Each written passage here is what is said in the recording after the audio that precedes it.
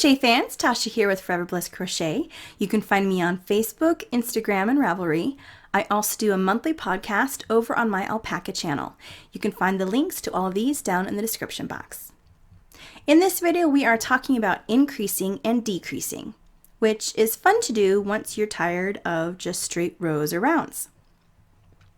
And we're going to start off with the increase because it's the most simple. We're going to take this one stitch and make it into more than one. So we're just going to start off with making one into two. This swatch is double crochet, so I'll do a double crochet stitch in this spot, and I'm going to go right back in that same stitch and add another one.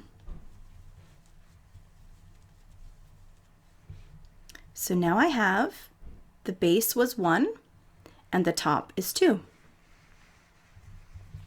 I'm going to go ahead and put a couple of stitches in between because now I'm going to show you how to do the decrease, which is a little bit harder.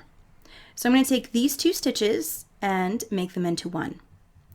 We start off with beginning a double crochet in this first stitch, but I'm going to stop right before the last yarn over, and I'm going to leave that on the hook.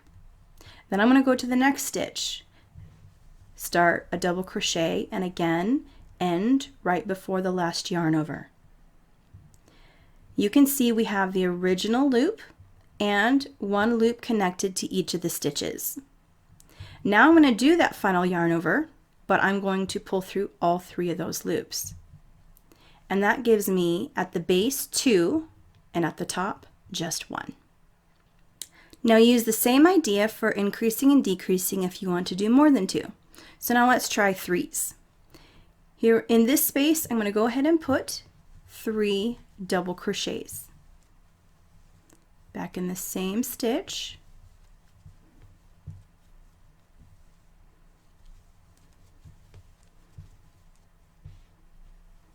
Now I have at the base 1 and at the top 2.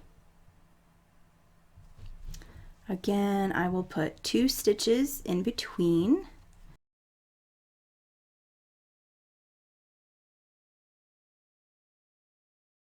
So now I'm going to take these 3 stitches and make them into one, using the same idea that we did before. I'm going to start a stitch here, stop before the last yarn over.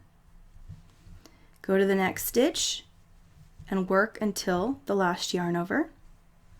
And then a third time, go until the last yarn over.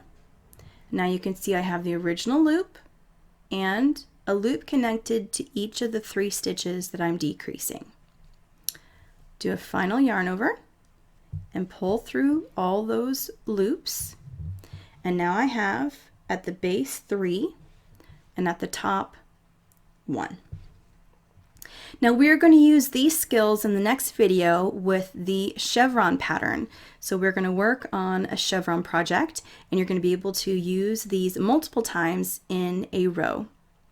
So check out that video next.